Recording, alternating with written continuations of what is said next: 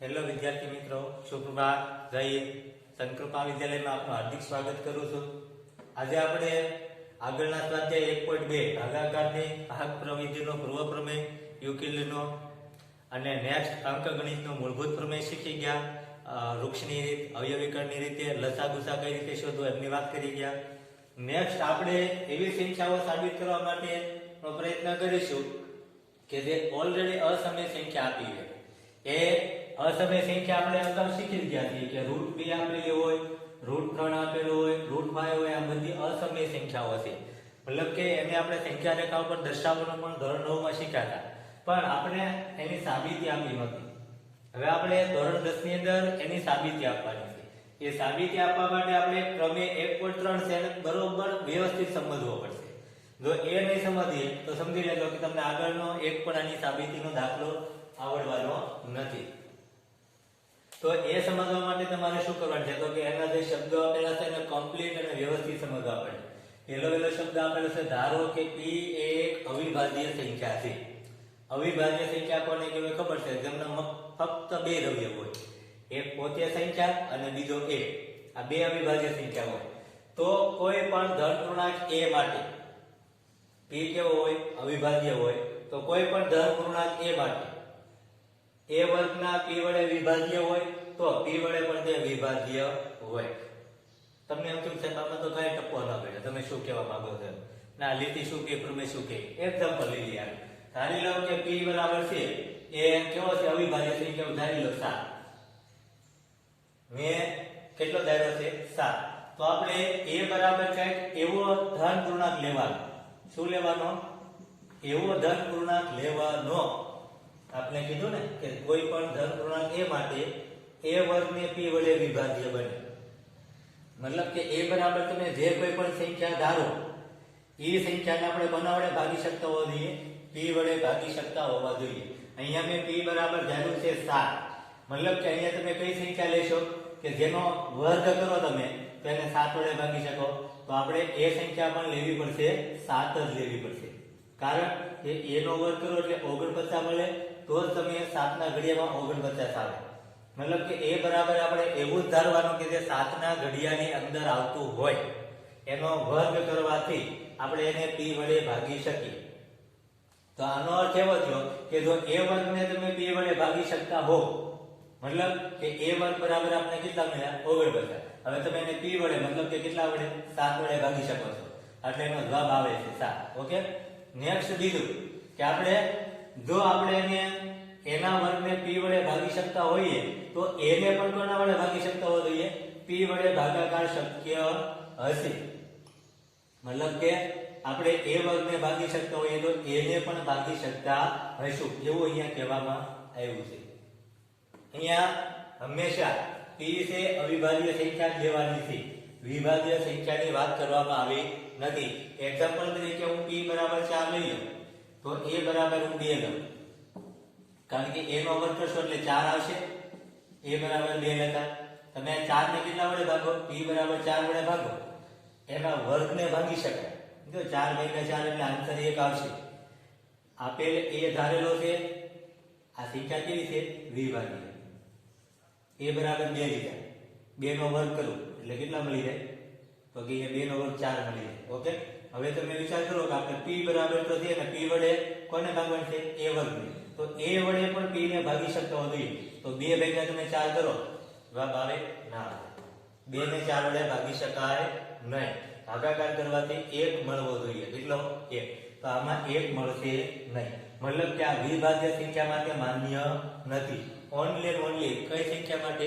અવિભાજ્ય સંખ્યા માટે જ આ ગણતરી કરવાની રહેશે. વિભાજ્ય સંખ્યા માટે આ ગણતરી માન્ય નથી. હવે વિદ્યાર્થી મિત્રો તમને એમ થશે કે સાહેબ આનો ઉપયોગ કઈ રીતે કરવાનો, દાખલાઓ કઈ રીતે કરવાના? પ્રમેય તો બરોબર છે કે p બરાબર તમે a ધાર્યો તો a વર્ગ, મતલબ કે હું a બરાબર 7 લઉં તો a નો વર્ગ 49 મળે. તો a વર્ગને તમે કોના વડે ભાગી શકો? તો કે a વર્ગ ભાગ્યા p થઈ શકે. તો p ભાગ્યા પણ આપણે a ભાગ્યા પણ આપણે p લખી શકીએ, કારણ કે a નો વર્ગ આપણે 49 મળે, જેને આપણે p મતલબ કે 7 વડે ભાગાકાર કરી શકીએ. તો a ને પણ 7 વડે ભાગી શકીએ. તો હવે બાય ડિફોલ્ટ એનો યુઝ કઈ રીતે કરવાનો આવશે? તો આપણા એક્ઝામ્પલ ની અંદર એવું આપેલું છે કે આ જે રકમ છે ને એને આ રીતે દર્શાવેલું છે કે a વર્ગ ભાગ્યા p, મતલબ કે p વડે a વર્ગનો ભાગાકાર શક્ય છે, મતલબ કે a વર્ગ ભાગ્યા p આ જે રીતે દર્શાવેલ છે આ રીતે દર્શાવેલ છે. તો એનો અર્થ એવો થાય કે a ભાગ્યા p અથવા p કોને ભાગે છે? a ને ભાગે છે. a વર્ગ ભાગ્યા p આ જે રીત મેં દર્શાવેલી છે, જે ઉપર રકમમાં આપેલી છે, એને આ રીતે પણ લખવાનું છે, જે આપણા દાખલાઓની અંદર આ રીત સમજાવેલી છે. આ રીતને આપણે આ રીતે લખીએ તો આનો અર્થ એવો પણ થાય કે આ a નો અવયવ એક છે ને p પણ છે. શું થાય કે p છે, આપણે ખબર ને કે દાખલા તરીકે તમે આમ લખશો કે 12 બરાબર અહીંયા p તરીકે કોઈ પણ તમે લઈ શકો. 12 બરાબર 2 મળતા હોય તો આપણે 7 બરાબર જે કંઈ પણ ધાર્યું હોય તો 12 ના અવયવ ક્યાં પડે? તો કે 2 × 6 અહીંયા છેદમાં 2 લખું તો એના 2 અવયવ હશે, કારણ કે આનો ભાગાકાર ડાબી બાજુ જમણી બાજુ કેવો મળે? સરખો. આગળ દાખલામાં આવશે એટલે સમજાવું. પણ આ બે વસ્તુ મેં ક્યાંથી લખી? રકમમાં. અહીંયા કેટલા હતા? p બરાબર મેં ધાર્યા 7, અવિભાજ્ય સંખ્યા મેં ધારી. a બરાબર 7 લખ તો a નો વર્ગ, એવું કીધું ને કે a વર્ગને p વડે વિભાજ્ય છે. તો a વર્ગ કરતા a નો વર્ગ કરવો એટલે 49 આવી જાય, જેને આપણે 7 વડે ભાગી શકીએ, મતલબ કે p વડે ભાગી શકાય તો a વર્ગ ભાગ્યા p થઈ શકે. પણ આ a વર્ગ છે ને એમાં a લેતા એને પણ p વડે, મતલબ કે 7 વડે ભાગાકાર થવો જોઈએ. ને એ શક્ય ક્યારે બને છે? તો કે અવિભાજ્ય સંખ્યા હોય ત્યારે. તો એને આપણે આ રીતે પણ દર્શાવી શકીએ. તો આના આપણે એક બે એક્ઝામ્પલ કરીશું એટલે તમને વિશેષ ખ્યાલ આવશે. આની અંદર ન સમજાય તો દાખલાઓ અંદર તમે સમજો કે આ પ્રમેય શું કહેવા માંગે છે. એક આપણે દાખલો લઈએ કે √2 સમય છે. આપણે અહીંયા સાબિતી આપવા માટેનો પ્રયત્ન કરીએ. કોનો સાબિતી આપવા માટેનો પ્રમેય કરીએ? તો કે પ્રમેય 1/4. પ્રમેય 1/4 એની અંદર કીધું છે કે √2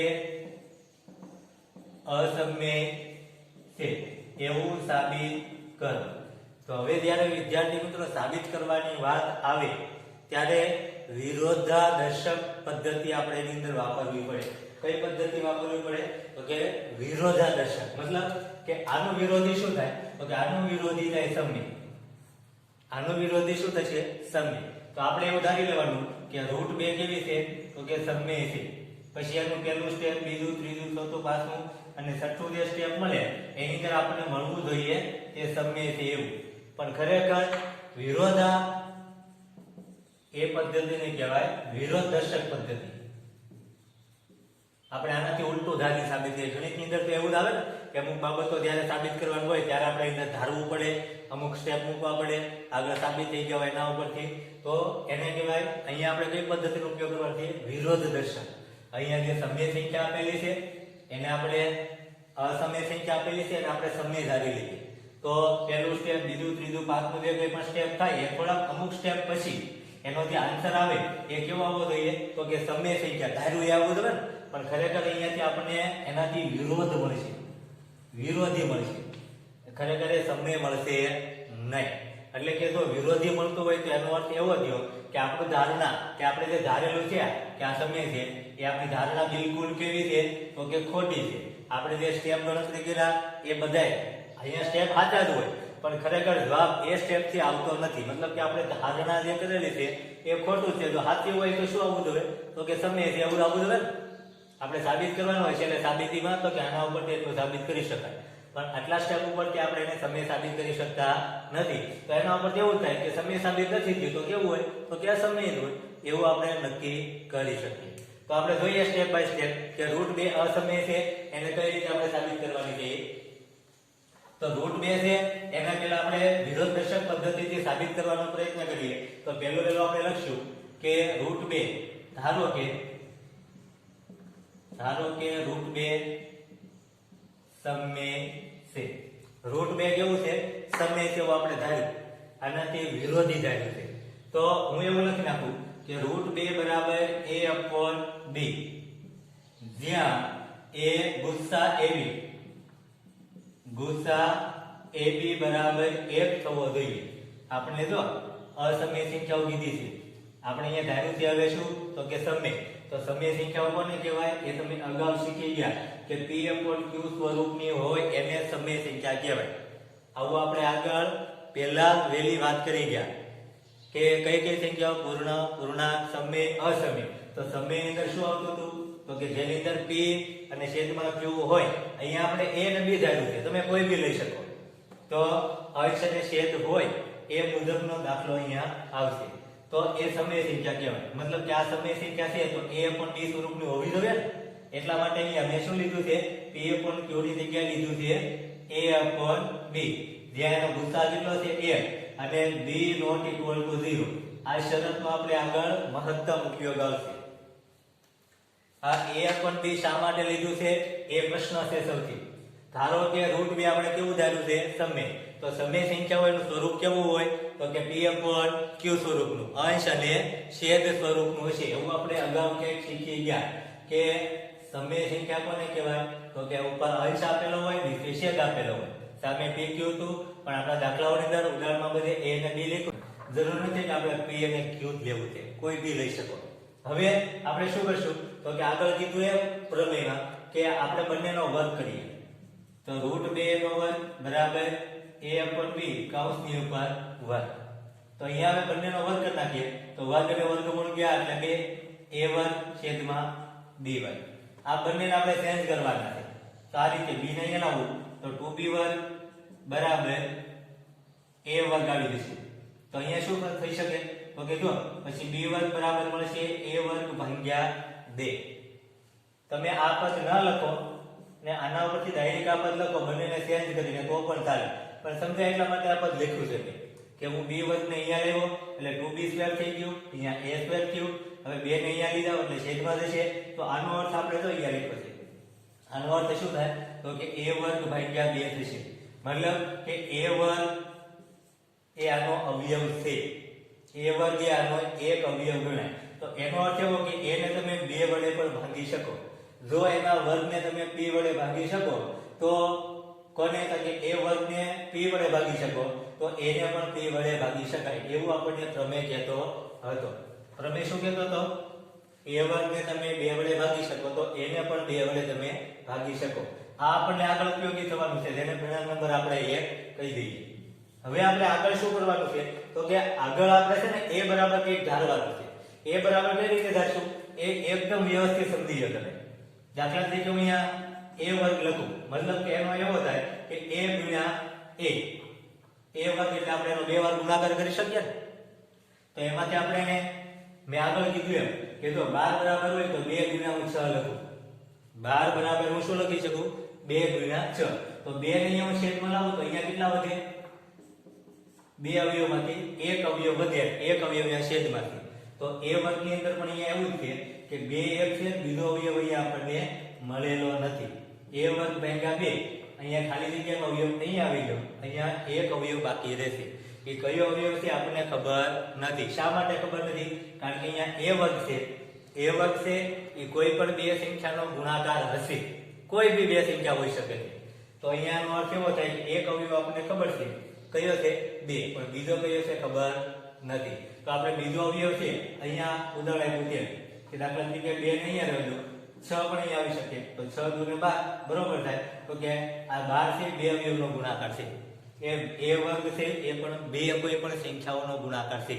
એક સંખ્યા આપણને ઓલરેડી ખબર છે 2 છે, કારણ કે અહીંયા ભાગાકાર હોય તો આ બધું ગુણાકારમાં જવાની છે.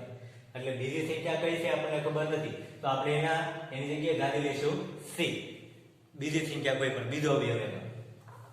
તો આપણે શું લખી શકીએ? તો કે a વર્ગ બરાબર 2c. હવે શું લખી શકીએ? a વર્ગ બરાબર 2c. ધારો કે a વર્ગ બરાબર 2c. વિદ્યાર્થી મિત્રો આને ગોખવાનું નથી. આ ક્યાંથી કેમ આવ્યું છે ને આના ઉપરથી જ મેં લીધું છે. ન સમજાય તો બીજા હજી બે એક્ઝામ્પલ √3 વાળા સમજાવીશ, √5 વાળા સમજાવી. એકવાર ટ્રાય કરજો આ કેમ આવ્યું છે. તો અહીંયા a વર્ગ બરાબર 2c અને c ક્યાંથી આવ્યો?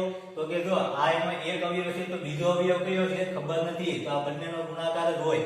એક અવયવ 2 છે તો બીજો ખ્યાલ નથી, એટલે આપણે એને ધારી લીધો છે c.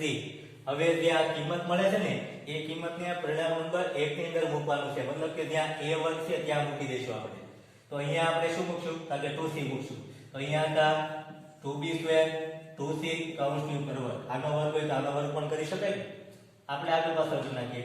અહીંયા 2 2b સ્ક્વેર અહીંયા થઈ જશે 4c સ્ક્વેર મતલબ કે હવે જો આને તમે બે બાજુ સમાન વેન ઉડાડી શકો બે ને અહીંયા છેદમાં લીધા તો અહીંયા વધે ખાલી b સ્ક્વેર વધે ને બે વડે ભાગો એટલે b સ્ક્વેર અને બે વડે ભાગો એટલે 2c square same to same આ બે ને આ બાજુ લાવો તો b સ્ક્વેર ભાગ્યા 2 બરાબર c સ્ક્વેર આટલું પદ ભૂલી જાવ આ સેમ ટુ સેમ આપણે આગળ સાબિત કર્યું એમ તો આનો અર્થ એવો થાય કે b સ્ક્વેર છે એ કોના વડે ભાગાકાર શક્ય છે તો કે 2 વડે એનો એક અવયવ છે મતલબ કે b ને પણ તમે 2 વડે ભાગી શકો સેમ ટુ સેમ આ જ રીત આ ક્યાંથી આવ્યું કેમ આવ્યું તે તમને સમજાવવું જોઈએ કે c કેમ ધાર્યો શા માટે ધાર્યો પછી સમીકરણ 1 માં કિંમત મૂકી આ હું કામ ધાર્યું છે તો કે સમય સંખ્યા હોય અંશ અને છેદ સ્વરૂપની હોય એટલા માટે a અને b લીધું છે જ્યાં ગુસ્સા હંમેશા કેટલો મળવો જોઈએ 1 જ આ અંશ અને છેદ છે ને a/b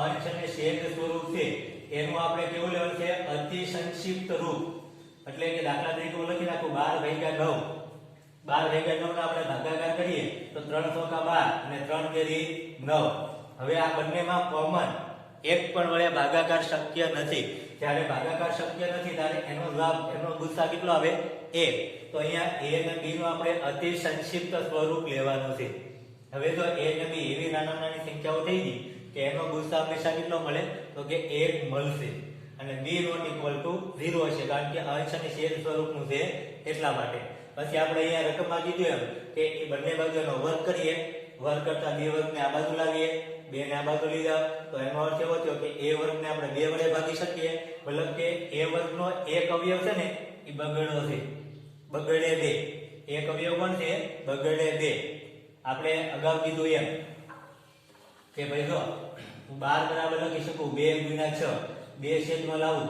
તો આનો એક અવયવ 2 છે પણ બીજો આપણને અહીંયા ખબર નથી a બરાબર આપણને ખબર નથી એટલે આપણે 2 ગુણ્યા c લખી શકીએ કારણ કે અહીંયા જો a ને તમે 2 વડે ભાગાકાર કર્યો આ બાજુમાં ગુણાકારમાં જાય પણ આ બીજો ખબર નથી એટલે ધારી લીધો છે આપણે c વર્ગ છે એટલે એના કોઈ બી 2 અવયવો છે કોઈ બી સંખ્યાના 2 અવયવ હોય તમને એમ થાય છે કે 13 ના 2 અવયવ છે તો 13 ગુણ્યા 1 કાઈ ન હોય ત્યાં 1 તો હોય સમજાય છે હાલો જો તમે 13 ને આ બાજુ લાવો તો 1 ને આ બાજુ લાવો તો પણ ચાલે મેક્સિમમ 2 અવયવ તો હોય અવિભાજ્ય સંખ્યાઓની અંદર તો એટલા માટે આપણે અહીંયા શું ધારી લીધું તો કે એનો એક અવયવ 2 છે એમ જો a વર્ગને 2 વડે ભાગાકાર થતો હોય તો એને પણ 2 વડે ભાગાકાર શક્ય છે સમીકરણ 1 માં આપણે એની કિંમત જે ધારી છે એ અહીંયા મૂકી દેતા 2b² બરાબર 4c² મળે 2 વડે ભાગાકાર તો b² બરાબર 2c². 2 ને આ બાજુ લાવો તો c વર્ગ બરાબર b વર્ગ ભાગ્યા 2 મતલબ કે b વર્ગનો એક અવયવ અથવા એને 2 વડે ભાગી શકાય તો b ને પણ 2 વડે ભાગી શકાય તો બે ઉપરથી આપણે લખીશું કે તેથી 2a તથા b નો એક અવયવ છે. હવે આપણે અહીંયા ધાર્યું તો શું તો કે જો આ સમય સંખ્યા હોય ને તો એનો ગુસ્સા હંમેશા એક જ મળે બંનેમાં કાંઈ સરખું ન હોય એક સિવાયનો બીજો કોઈ એટલે કોઈ અવયવ નહીં હોય પણ હવે આ બે છે એ આપણને અવયવ મળે બે છે શું મળે છે અવયવ મળે છે બે કોનો અવયવ મળે છે તો કે a નો પણ 2 અવયવ છે અને b નો પણ 2 અવયવ છે આ બે બગડે 2 છે ને આ બે નો અવયવ છે પણ રકમમાં તો આપણે એમ કીધું કે જો આ સમય સંખ્યા હોય તો શું હોય તો કે એનો ગુસ્સા હંમેશા એક જ હોય એક હોય મતલબ કે એની સિવાયનો એનો બીજો કોઈ અવયવ નહીં હોય ફક્ત એક જ હશે તો અહીંયા તો આપણને 2 મળે છે તેથી લખી શકાય કે તેથી આપણી ધારણા ખોટી છે. આપણી ધારણા કઈ રીતે ખોટી છે તો કે આપણે આને સમય સાબિત કરવાનો પ્રયત્ન કરતા હતા જો એ સમય સાબિત થવું હોય તો અહીંયા છે કે 2 નો અવયવ 2 ના મળે એક નો 2 મળતો તો બીજાનો કેટલો મળે 3 મળે અથવા 5 મળે અથવા 7 મળે પણ અહીંયા તો એવું બન્યું કે 2 ના અવયવ સમાન મળે મતલબ કે આપણી ધારણા કેવી પડી ખોટી પડી એ સમય થવું જોઈએ તેના માટે 2 નો અવયવ એક જ આવવો જોઈએ એની સિવાયનો બીજો કોઈ અવયવ નહીં હોય પણ અહીંયા તો 2 નો અવયવ 2 આવે છે એટલે કે 2 માં કાઢી શકાય તેથી આપણી ધારણા ખોટી છે અને લખી શકાય કે આપણે જે કંઈ પણ કામ કર્યું છે એના ઉપર જે આપણે સમય સાબિત નથી કરી શકતા તો √2 કેવી હશે આપણા માટે તો કે જેથી √2 અસમય સંખ્યા છે √2 અસમય સંખ્યાઓ છે તો વિદ્યાર્થી મિત્રો આના ઉપર તમે √3 √5 √7 આવી કોઈ બી સંખ્યાઓ સાબિત કરી શકો જો આમ આવ્યું હોય 3 + 2 √5 તો શું કરવાનું આને x બરાબર ધારી લેવાનું. x 3 ને આ બાજુ લાવો તો બરાબર 2√5 વધે. 2 ને આ બાજુ લાવો એટલે છેદમાં આવી જાય. તો ડાબી બાજુ ને જમણી બાજુમાં √5 મળે. √5 ને આપણે સેમ ટુ સેમ આ પદ્ધતિ વડે સાબિત કરી શકીએ તો એની ડાબી બાજુ જમણી બાજુ સરખી હોય. ન આવડે તો ફરીવાર મને રિપ્લાય આપજો. પ્રમેય 1.3 અને આ દાખલો લગભગ 99% આવો એક દાખલો એક્ઝામ ની અંદર હોય છે. 99.99% આવો √2 √3 √5 અસમય છે એનો સાબિતીનો એક દાખલો હોય. એક વારમાં ગળે ન ઉતરે તો બીજી વાર પૂછજો, સેમ ટુ સેમ બીજી વાર આ રિવિઝન કરીશ. એટલે આ એક જ દાખલો આપવાનો છે આજે.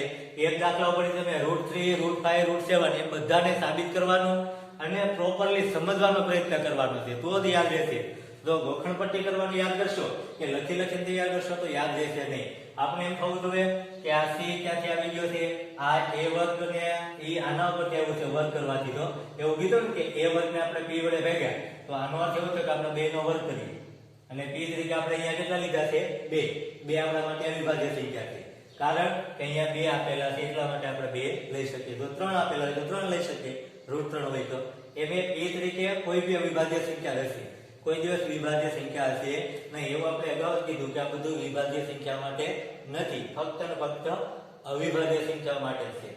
તો આશા રાખું છું કે આપ સૌ આગળના દાખલાઓ સ્વાધ્યાય 1.3 જે આવતો હોય તે 1.4 કે 1.3 એના ઉપરથી તમે લગભગ સ્વાધ્યાય 1.3 જ આવે છે.